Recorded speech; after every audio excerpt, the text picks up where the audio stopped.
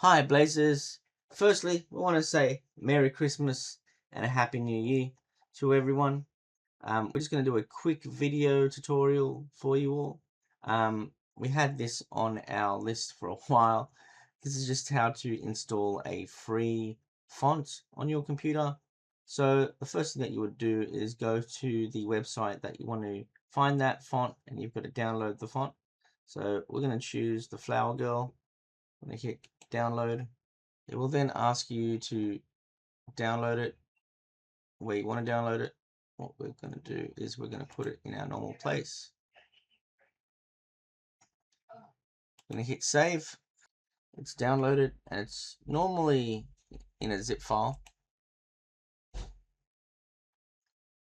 Just open the folder. Now you've got to extract that zip file.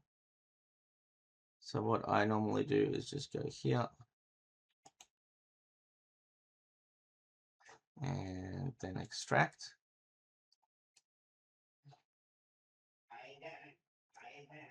It extracts.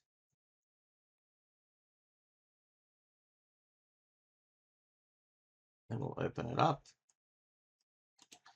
And normally all you have to do is double click and then click on install. Let me just fix this up a bit. There you go. So you've got the font here. All you need to do is click on install. It goes through the installation process, and when it's installed, it grays out. Now all you need to do is find Microsoft Word, open up a new document. Once you've opened the document, now if you remember, the thing is called Flower Girl or something like that. You can scroll like I'm doing. There it is there. Flower Girl. Let's just make it a little bit bigger as well.